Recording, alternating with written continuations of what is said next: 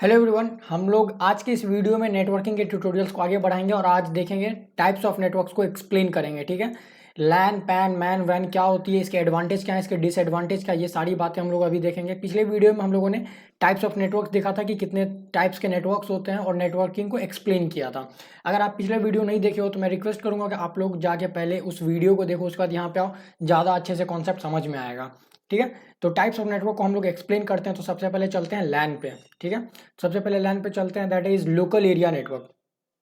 देखो लैन क्या होता है ना, लोकल एरिया नेटवर्क, इसे वहाँ सेटअप किया जाता है जहाँ बहुत छोटा एरिया है और बहुत छोटे नेटवर्क की ज़रूरत है। जैसे 5, 10, 15 कंप्यूटर्स हैं, उसे एक दूसरे के साथ जोड़ना है, एक दूसरे के साथ कनेक्ट करना है ताकि हर कंप्यूटर्स एक दूसरे के साथ डेटा ट्रांसफ़र कर पाए, फाइल एक्सचेंज कर सके। ट्रांसपोर्टेशन का जो काम होता है डेटा एक्सचेंज, वो कर सके आपस में एक दूसरे के साथ 10-15 कंप्यूटर।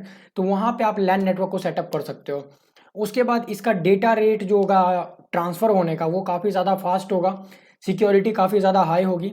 उसके बाद ये या तो वायर हो सकता है या तो वायरलेस होगा या तो दोनों ही हो सकता है।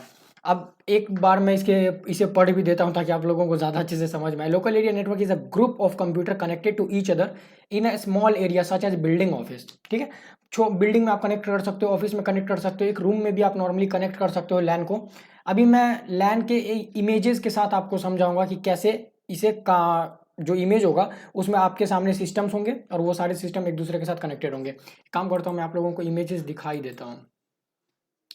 जस्ट वेट, मैं एक बार इमेजेस ओपन करता हूँ एंड नेटवर्किंग में आया और ये रहा लैन का इमेजेस। ठीक है, यहाँ पर इमेजेस अभी आप लोगों के सामने आएगी, या जस्ट वेट 1 मिनट। देखो ये जो इमेज है ये है एक लैन, ये एक लैन नेटवर्क है। ये लैन नेटवर्क सेटअप किया गया, देख रहे हो यहाँ पे ये कंप्यूटर से, इस कंप्यूटर से कनेक्टेड है, इस कंप्यूटर से कनेक्टेड है, इस कंप्यूटर से कनेक्टेड है और ये इस सिस्टम से कनेक्टेड है। मतलब सारे ही सिस्टम्स एक दूसरे के साथ कनेक्टेड है, तो हम लोग बोल सकते हैं ये एक लैन नेटवर्क है। ठीक है, अब आगे बढ़ते हैं। इसके एडवांटेज क्या है? क्लाइंट एंड सर्वर रिलेशनशिप होता है। अब बोलोगे ये क्या हुआ, मैंने तो बोल दिया क्लाइंट एंड सर्वर रिलेशनशिप, सब समझाओ भी, तो ऑब्वियस सी बात है समझा रहा हूँ। देखो होता क्या है, आपने क्या किया, जैसे कि मान लो ये सारे कंप्यूटर्स एक सर्वर से कनेक्टेड हैं। ठीक है, आपने सर्वर में कोई भी चीज़ चेंज किया। ठीक है, आपने कोई सर्वर में कोई भी चीज़ चेंज किया, ध्यान से समझो, सर्वर में मैं चेंज करने की बात कर रहा हूँ, कंप्यूटर में नहीं, सिस्टम्स में चेंज करने की बात नहीं कर रहा हूँ, सर्वर पे चेंज करने की बात कर रहा हूँ। अगर आपने सर्वर पे कोई भी चीज़ चेंज किया तो आपको इस पर्टिकुलर एक एक सिस्टम को अपडेट करने की कोई ज़रूरत नहीं पड़ेगी।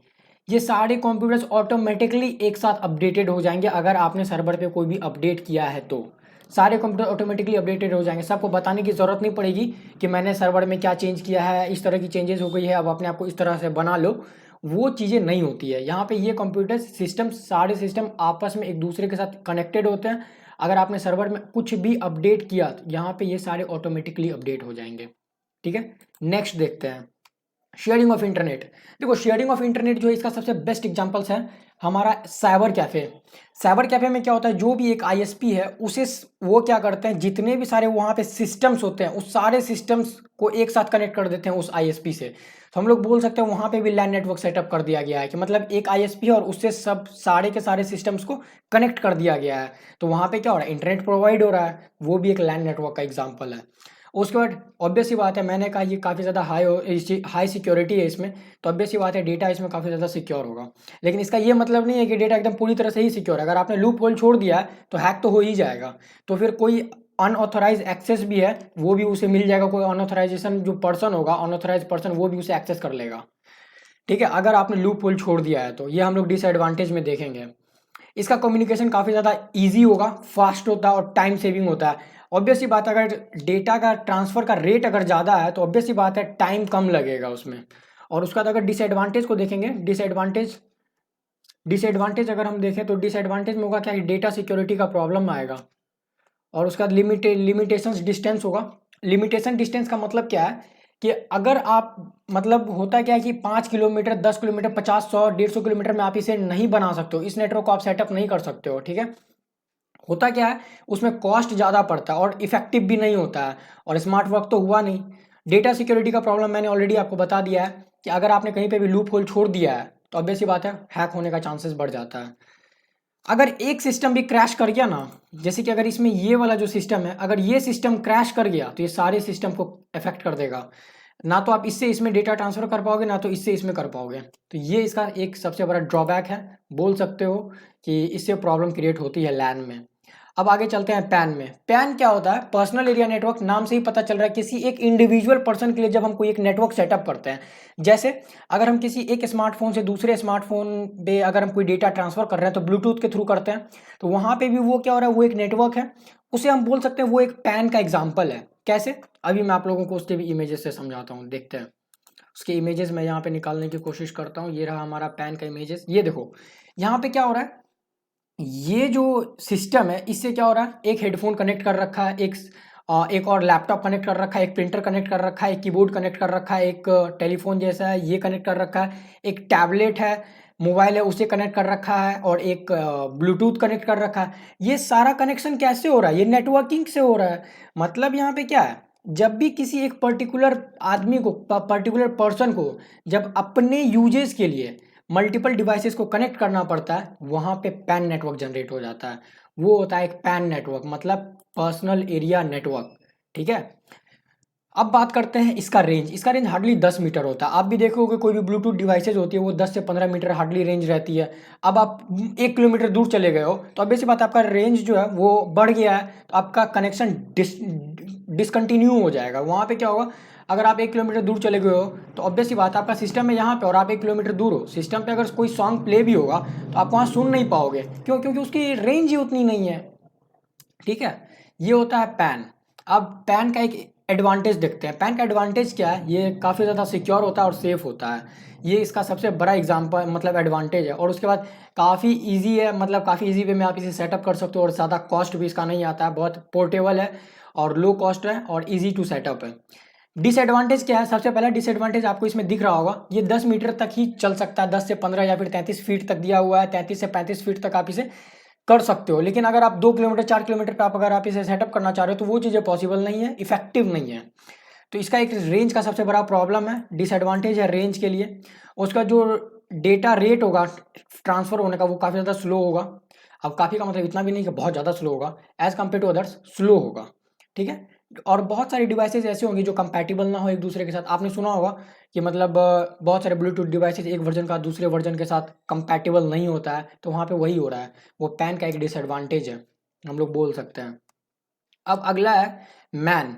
मैन का मतलब क्या होता है? Metropolitan area network. Metropolitan area network का मतलब क्या होता है कि यहाँ पे आप क्या कर सकते हो, बड़े से बड़े एरिया को आप कवर कर सकते हो। बड़े एरिया का मतलब ऐसा नहीं है कि बहुत बड़ा एरिया, बड़े एरिया कहने का मतलब थोड़े पॉपुलेटेड एरिया पे आप इसे कवर कर सकते हो। जस्ट लाइक पूरी सिटी आप ले सकते हो, कॉलेज कैंपस ले सकते हो, यूनिवर्सिटी ले सकते हो, स्टेशन ले सकते हो।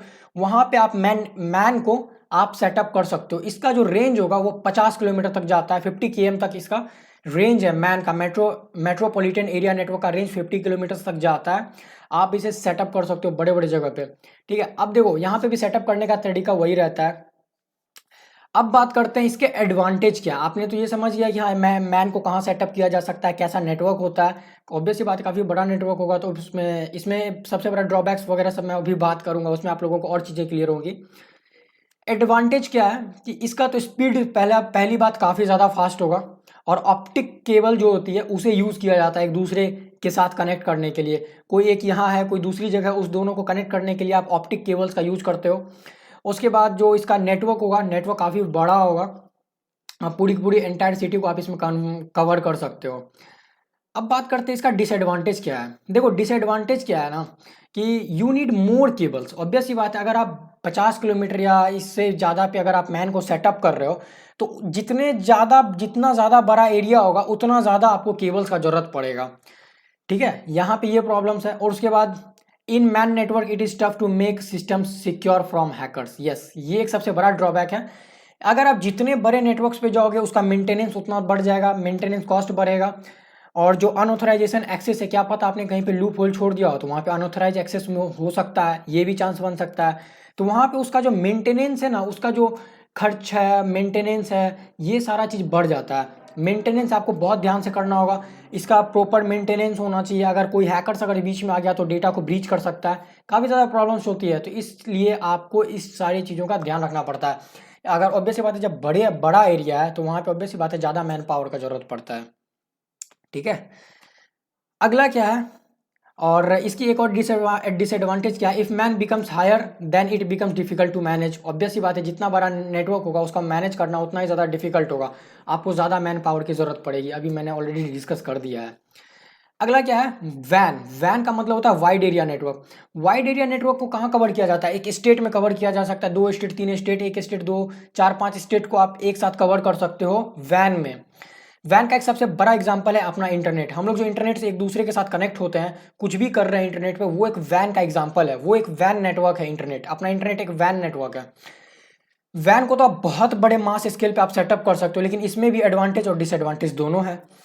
तो इसका सबसे बड़ा एडवांटेज तो ये है कि आप इसमें बड़ा एरिया को कवर कर सकते हो, ज्योग्राफिकल मास लेवल पे आप इसे कवर कर सकते हो। इसे यूज़ कौन करते हैं, बड़े बड़े बिजनेस जो चलाते हैं, जो भी बिजनेस टाइकून्स होते हैं, वो यूज़ में लेते हैं वैन्स को, वहाँ पे वो लोग वैन नेटवर्क को सेटअप करते हैं। इसमें आप mobile phone, laptop, tablet, computer, gaming console etcetera and etcetera, आप सारी चीज़, लगभग चीज़ों को आप यूजेज में ले सकते हो। नेटवर्क को आप वहाँ पे सेटअप कर सकते हो, वैन नेटवर्क आप वहाँ पे डाल सकते हो। इसका बैंडविड्थ काफ़ी ज़्यादा हाई होता है, काफ़ी ज़्यादा हाई होता है। ऑब्वियस सी बात है, अगर आप मास स्केल पे जा रहे हो तो लो बैंडविड्थ से तो काम चलेगा नहीं, वहाँ पर तो आपको चाहिए हाई बैंडविड्थ, तो इसका बैंडविड्थ भी काफ़ी ज़्यादा हाई होगा। ठीक है। उसके बाद अगर मैं आगे बात करूँ डिसएडवांटेज, तो डिसएडवांटेज ऑब्वियस सी बात है, आप लोगों को ये चीज़ें क्लिक कर गई होगी कि जब मास स्केल पे हम लोग जाते हैं, तो मास स्केल पे जाने के बाद क्या होगा, उसका कॉस्ट बढ़ जाएगा, उसका कॉस्ट सेटअप बढ़ेगा, उसका जो मतलब प्राइसिंग होगी काफ़ी ज़्यादा हाई होगी, उसका उसको मेंटेनेंस करना काफ़ी ज़्यादा हाई होगा। आपने मैन में देखा कि जब 50 किलोमीटर का एरिया है वहाँ पे मेंटेनेंस थोड़ा सा डिफिकल्ट हो जाता है, तो ये तो पूरा का पूरा मास स्केल पे है, मतलब जियोग्राफिकल एरिया पूरा स्टेट कवर कर रहा है, तो यहाँ पे मेंटेनेंस और ज़्यादा हाई होगा। यहाँ पे मेंटेनेंस हाई होनी ही चाहिए, अगर मेंटेनेंस हाई नहीं है तो कोई भी हैकर उसे हैक कर सकता है इस केस में। तो यहाँ पे मेंटेनेंस भी इसका थोड़ा ज़्यादा डिफिकल्ट हो जाता है। इसके लिए आपको काफ़ी ज़्यादा स्किल्ड टेक्नीशियंस की ज़रूरत पड़ेगी, नेटवर्क एडमिनिस्ट्रेटर की आपको ज़रूरत पड़ेगी, जो उसे मेंटेन कर सके, उसके लूप होल को ढूंढे, उस लूप होल को वो फिक्स करे, और कोई भी हैकर के हाथों ना लग जाए नेटवर्क। ऐसा भी हो जाता है, अगर हैकर के हाथ लग गया तो फिर कौन सा डेटा कहाँ कैसे बेचेगा पता भी नहीं चलेगा। ठीक है। There are more errors and issue because of wide coverage and the uses of different technologies. आपको देखो, सबसे पहली बात क्या होती है ना, कि जब बड़े मास स्केल पे जाते हैं तो वहाँ पे आपको सबसे पहली बात तो स्किल टेक्नीशियन की ज़रूरत है, उसे सिक्योर करने के लिए मॉडर्न टूल्स की ज़रूरत है, नए नए टेक्निक्स की ज़रूरत है, कैसे हम उसे सिक्योर करें as according to present tech world, उसके अकॉर्डिंग आपको चलना पड़ेगा अगर आप अपने नेटवर्क को सिक्योर करना चाहते हो तो। उसके बाद अगर अगर कोई प्रॉब्लम भी है तो उसमें टाइम भी, इसमें टाइम भी बहुत ज़्यादा लग जाता है उसे सेटअप करने में, उससे उसके बग को फिक्स करने में भी थोड़ा टाइम लग जाता है। एक तो सबसे पहले बग ढूंढो, अगर बग, पहली बात होती है क्या है कि जब हम लोग नेटवर्क सेटअप करते हैं उस वक्त ऐसा लगता है कि कोई बग है नहीं, बट हर किसी का माइंड अलग अलग होता है, तो वो क्या करता है, बग ढूंढ लेता है। कोई अगर अच्छा हैकर बग ढूंढेगा तो आपको रिपोर्ट करेगा, आ, कोई अगर गलत हैकर है तो वो तो सीधा डेटा के साथ खेलेगा। ये सारी प्रॉब्लम्स होती है।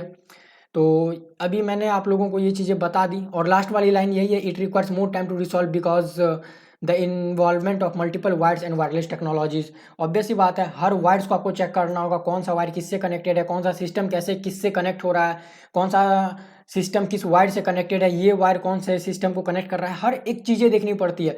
तो वहाँ पे होता है क्या ना, प्रॉब्लम को सॉल्व करना थोड़ा सा डिफिकल्ट हो जाता है, बट हाँ असंभव नहीं है, डिफिकल्ट है, तो आप लोग उसे सॉल्व कर सकते हो। ठीक है। और मैं यही बोलूँगा आज की वीडियो में बस इतना ही। अगर आप लोगों को ये वीडियो पसंद आया हो तो प्लीज़ लाइक कीजिए, कमेंट कीजिए, शेयर कीजिए एंड सब्सक्राइब कीजिए, बेल आइकन को जरूर प्रेस कीजिएगा, और कोई भी डाउट हो तो कमेंट कीजिए, 100% रिप्लाई मिलेगा। और अगले वीडियो में हम लोग और नेटवर्किंग के वीडियोज़ को लेकर आएंगे। ठीक है। तब तक के लिए गुड बाय।